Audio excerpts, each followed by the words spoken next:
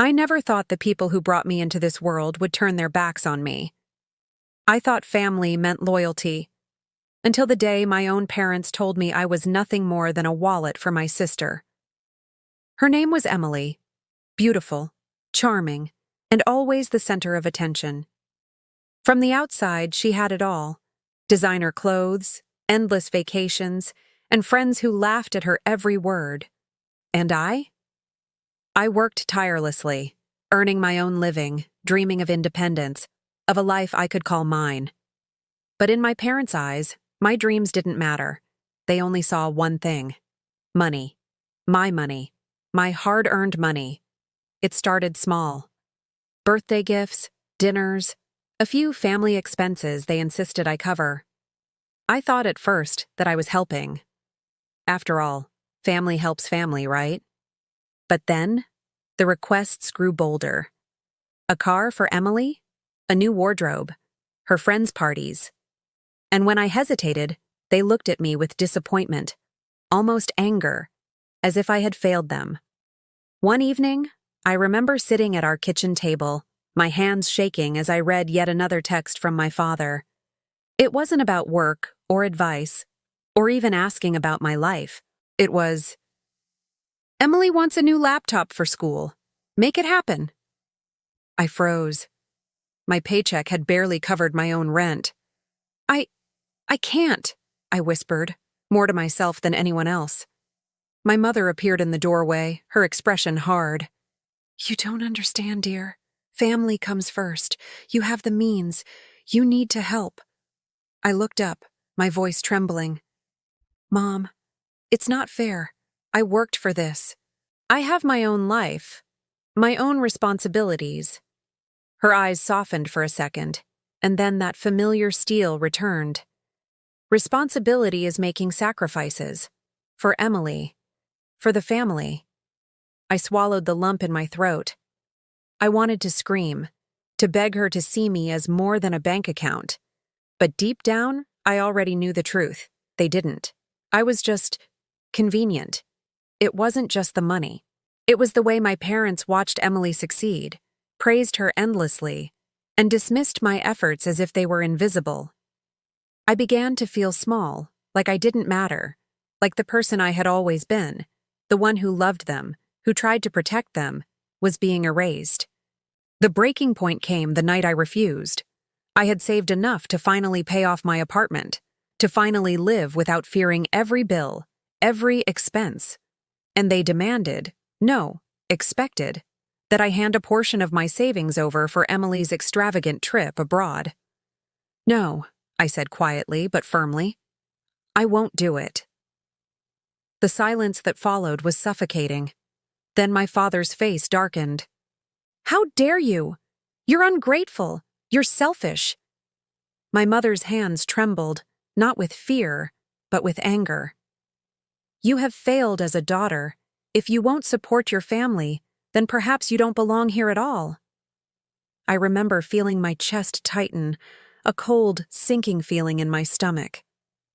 I tried to speak, to explain, to reason, but their words were final. Their eyes, once warm and loving, now burned with judgment. That night, they told me I was no longer part of their family. They didn't yell, they didn't cry. They simply disowned me. I packed a small bag and walked out of the house I had grown up in, the memories of my childhood clinging to me like shadows. As I closed the door behind me, I didn't look back.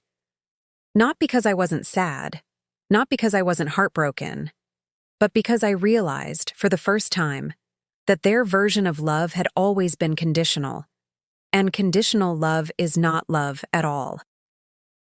I wandered the streets that night, the cold air biting my face, feeling smaller than I had ever felt. And yet, beneath the despair, a tiny spark flickered, a spark that whispered, "You don't need them. You are enough. You can build your life on your own terms." That spark became my secret companion. Every day after, I reminded myself, I had value. I had ambition. And one day, I would show them that I was not just a provider for someone else's dreams. I was the author of my own. Little did I know, the journey ahead would test me in ways I never imagined. Betrayal cuts deep, but it also teaches lessons no comfort ever could. And in that pain, I would find the strength to rise, not just survive, but triumph. But first, I had to figure out who I really was without the family that had defined me. The first few weeks after leaving home were a blur of fear, confusion, and quiet determination. I stayed in a small apartment I could barely afford, working long hours at a cafe downtown. Every dollar I earned felt like a step away from the past, a step toward proving that I could survive without them. But the hardest part wasn't the money. It was the memory of their faces, the disappointment in my father's eyes, the cold finality in my mother's. And then there was Emily. Oh, Emily. At first, I tried to avoid her. I told myself she was a pawn in their game, that her charm and entitlement had been groomed by our parents to make me feel small. But even as I avoided her, messages began to slip through social media. Snippets of her life, vacations, designer outfits, invitations to exclusive events. She was living the dream I was told I owed her. And I couldn't help the tight knot of anger and betrayal that formed in my chest every time I saw her smiling face on my feed. I remember one afternoon, I ran into an old friend from school, someone who had known all three of us. She looked at me with a mixture of surprise and sympathy. "Are you okay? I heard what happened with your family," she asked gently. I shrugged, forcing a smile. "I'll survive. I always do." But inside, the wounds were raw. Every memory of Emily laughing, every boast about new clothes or trips felt like a punch. And then, the truth hit me slowly, like ice water down my spine. They weren't just indifferent, they were proud. My parents, the people who had sworn to love me unconditionally, had celebrated her selfishness and punished my refusal to bankroll it. I couldn't stop thinking about the night they disowned me. Her smug, knowing smile as my mother gave the final word. That image haunted me. But with it came clarity. This wasn't about Emily alone. This was about control, about a family that demanded obedience over love, loyalty over respect. And if I wanted peace, if I wanted justice, I had to find a way to reclaim my power. Work became my sanctuary. I poured everything into my shifts, into learning, into saving. I reminded myself constantly, I wasn't the weak one. I wasn't the spoiled one. I was the one who built her life from the ground up. But life had a way of testing resolve. One evening, as I walked home from the cafe, I passed a small boutique where Emily was inside, browsing with her friends. She saw me immediately. "Look who it is," she called, her voice dripping with mock surprise. "The little sister who thinks she's too good for family." I felt my cheeks burn, my stomach twisted, but I forced myself to smile. "Hi, Emily," I said, calm but firm. "Enjoying your shopping?" Her laugh cut through me, sharp and hollow. "Of course. You know, Mom and Dad are just so generous. They let me have whatever I want." I looked away, swallowing the sting. But her words did something they didn't intend. They lit a fire inside me. Every smug grin, every brag, every attempt to make me feel small, it only reminded me why I couldn't look back. I began noticing other things too. The way she manipulated our parents, whispering complaints to make me look bad. The subtle lies she told about me, painting me as selfish and cold. She had built a little world around herself, one where she was untouchable, adored, and untouchable. And my refusal to fund it had shattered her perfect script. One night, as I sat on the balcony of my tiny apartment, staring at the city lights, I made a silent vow. I won't let them define me. I won't let her win. I didn't yet know how. I didn't yet know the path. But the first step was clear. I had to survive. I had to grow stronger. And I had to plan carefully. Revenge wasn't about hurting her. It was about reclaiming my life, exposing the truth, and making sure no one ever treated me as expendable again. That night, I began sketching out possibilities, quietly, in a small notebook. Every strategy, every opportunity, every piece of leverage I might have over time. It wasn't about violence. It wasn't about shouting or shame. It was about control, about turning the tables without letting them see me coming. For the first time in years, I felt alive, not just surviving, but awake, aware, and determined. The betrayal had cut deep, yes. But betrayal also gives clarity. And now, I could see the road ahead. Little did Emily and my parents know the quiet, obedient daughter they thought they could control was no longer a child. She was a woman, and she was ready to reclaim her life, piece by piece. And the next time they looked at me, they wouldn't see weakness. They would see the consequences of their choices. The day it all fell apart began like any other. I had been working tirelessly, saving every penny, slowly building a life that was truly mine. I was proud, even if quietly so, of how far I had come without their help. But pride doesn't shield you from betrayal. It only makes the sting sharper when it strikes. It started with a phone call. My father's voice, cold and distant, came through the receiver.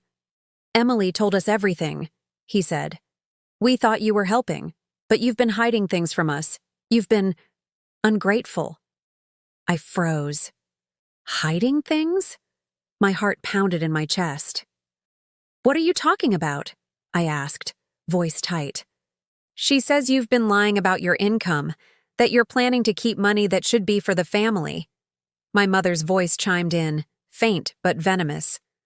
I laughed, a short, bitter sound. "Are you serious? I've been saving to survive. I've been paying my own bills. How is that lying?" There was a pause. And then the words that shattered me more than anything. "You've betrayed us. We can't trust you anymore. You're out of the family. Permanently." I dropped the phone. My chest ached. My hands shook. I couldn't breathe. The betrayal wasn't just from Emily. It was from the people I had trusted most, the ones I had loved without question.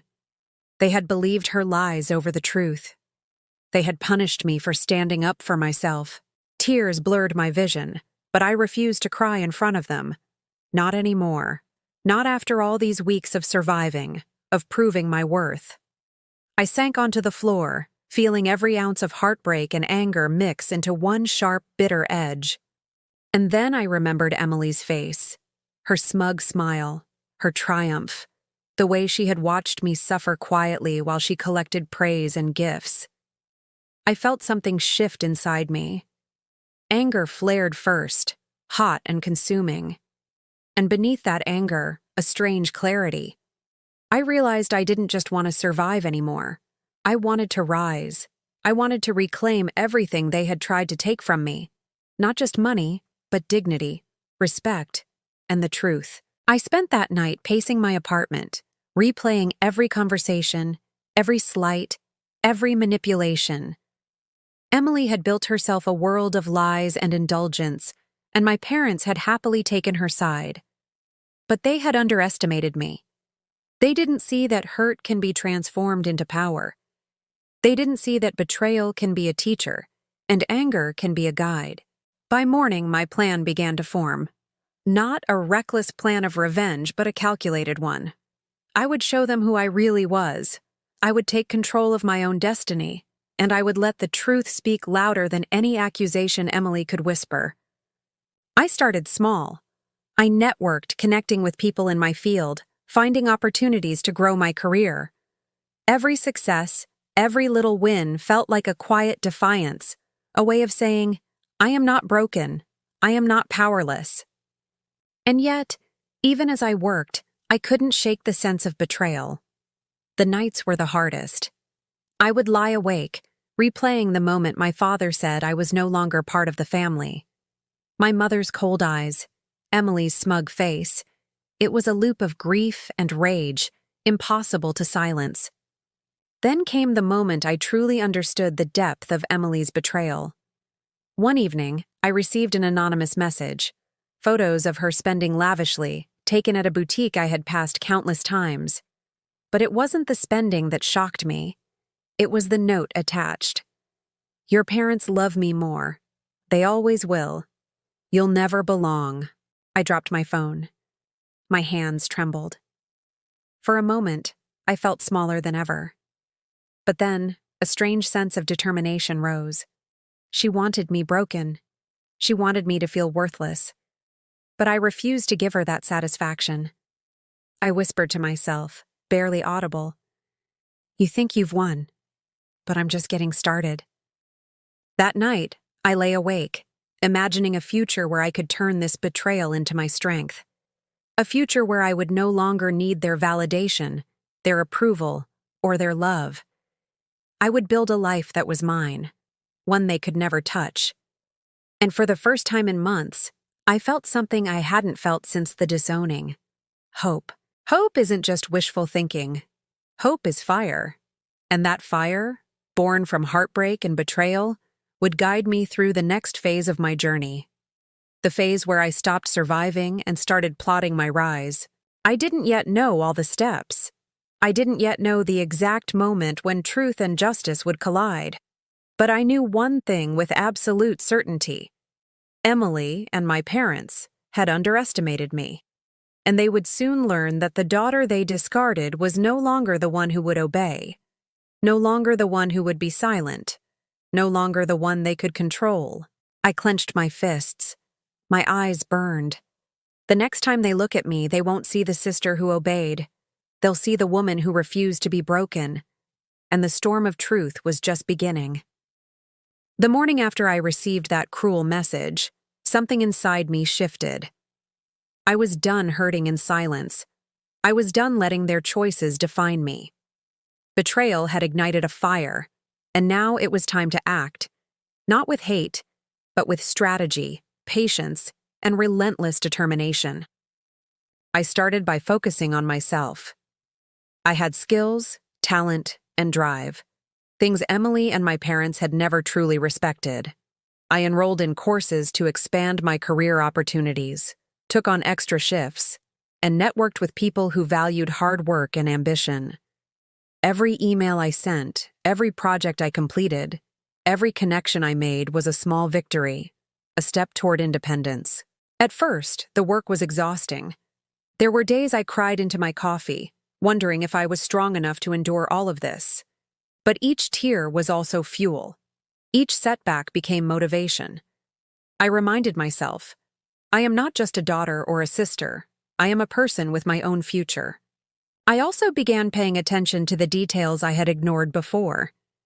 Emily was careless, always flaunting her lifestyle, always leaving trails of arrogance behind. I started documenting her lies, her manipulations, the way she twisted our parents' perception of reality.